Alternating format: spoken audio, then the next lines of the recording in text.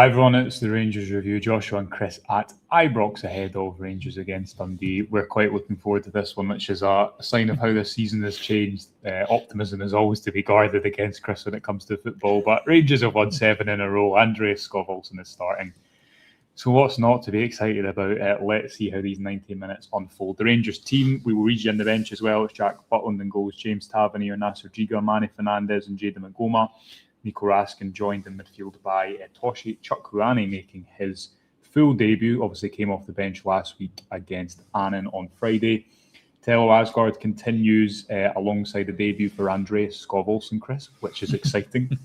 On the right-hand side, Mikey Moore gives, I think, Jeji Kasama much needed rest. Kasama's played the second most minutes of anyone in the league for Rangers.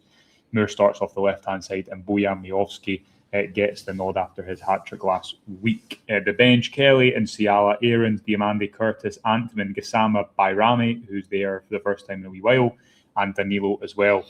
Chris, we'll start with the obvious. It's a debut for Skov Olsen. We knew we'd see him today. We didn't know if it would be from the bench or from the start. It is from the start. There's going to be quite a lot of anticipation about what he can do. And that's just from you. That's just from me. Yeah. Viewers might be interested to know that the tables were being banged when you saw the lineup, and you're safe to say you're very excited about this. So I hope he lives up to expectations, yours as much as anyone else's. It's clearly a big day for him. It's a big day for the rest of the team. It's a big day for the fans.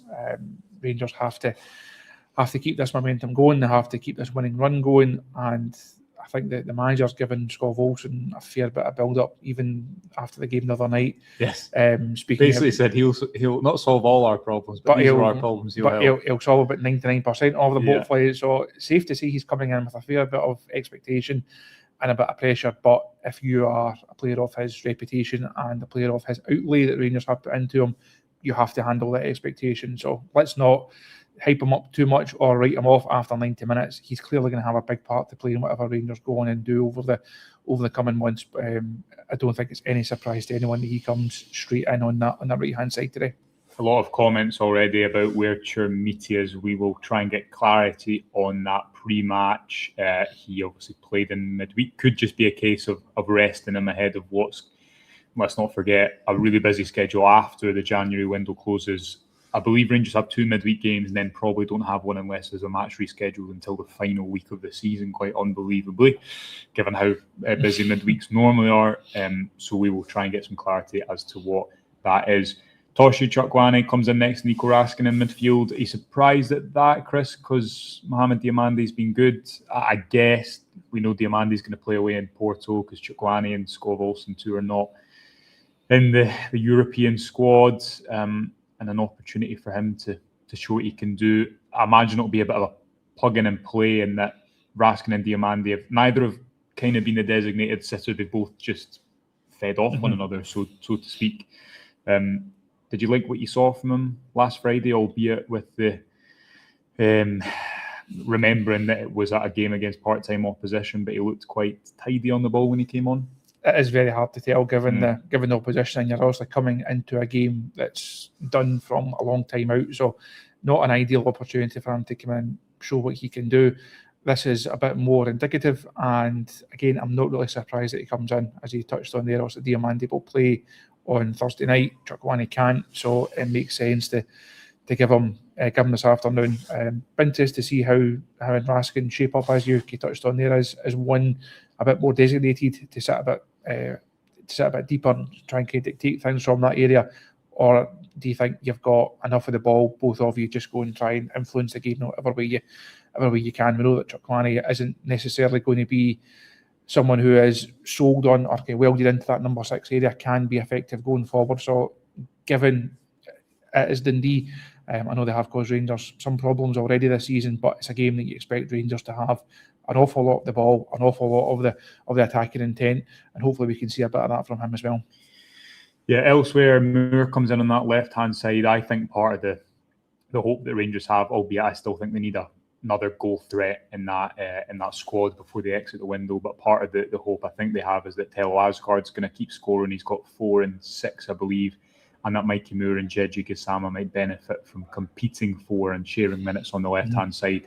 Both of them more comfortable on the left than the right. We've not seen a ton of Moore off the left-hand side in recent weeks. At points, yes, he has played there, but he's also had to be accommodated off the right-hand side. He starts ahead of Jadon Magoma. Still no Tour Romans, who obviously arrived with that knock that kept him out for about 3 to 4 weeks upon his arrival.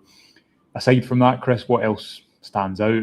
No surprises in the back four. John Souttar is going to miss the next couple of games, but that should see him available for Hibs away. James Tavernier, the obvious right back, he comes back in for Max Aarons. And it's a defence that, while has had its moments this season, it's picked up a lot of clean sheets. This is a different game for Rangers today because they've won 7 in a row. They've been so impressive defensively and from set pieces. But you expect this is a game where they will have to open up and while maintaining their discipline at the back, prize opening defence, which maybe Skov Olsen should help with. The confidence that Rowe maybe will have is that, as I say, this is a defence that has picked up quite a lot of clean sheets recently, even if there's maybe still a bit of nervousness around it at times. Hopefully that nervousness is not there today. As I said earlier on, I can imagine Rangers will have an awful lot of the ball, and it's a big afternoon for them. Obviously, people will be keeping one eye on events elsewhere, but first and foremost, they have to go and take care of their own business. They have to go and win the game in their own right, and then whatever happens at Tynecastle, what will be in that regard. So it's a Rangers side that is more than capable of going and winning that game. On paper, it looks a side that is capable of winning it fairly comfortably.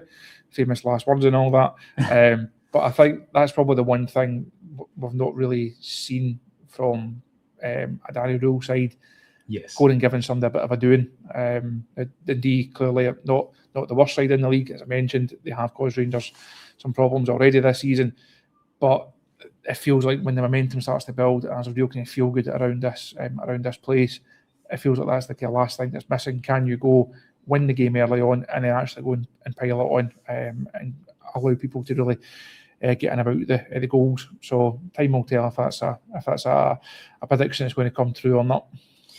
Yeah, finally, predictions, a question here from one of our subscribers. I'm going to say 3-0. I'm normally a very pessimistic predictor instead of the kind of Derek Clark automatically predicts a 4-0 to Rangers every time. In some ways, I think this could be a difficult game for Rangers because it's about breaking down a team which hasn't been their speciality. They've been better in tight games where it's been about playing the margin, scoring from set pieces.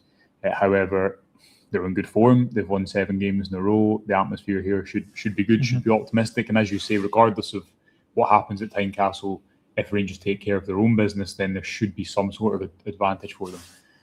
So I'm being optimistic. Hopefully I don't regret it later. What about you? I was going to say 3 and then thought if you've said 3, I'll go 4, and you then compared me to Derek if I go 4. So I'm now really stuck between. If I go 2, I'm then not buying into my going and giving someone a doing. Free of mind. So I'll stick with you at 3. I think the crowd factor is actually a big thing this afternoon as well, because the club obviously put the statement out and the video out on Friday talking about this everything from everyone for 90 minutes. I think the fans have got a part to play in this title race. They might not realise how big a part right now, but having seen that message from the club, it'd be interesting to see what kind of reaction you get.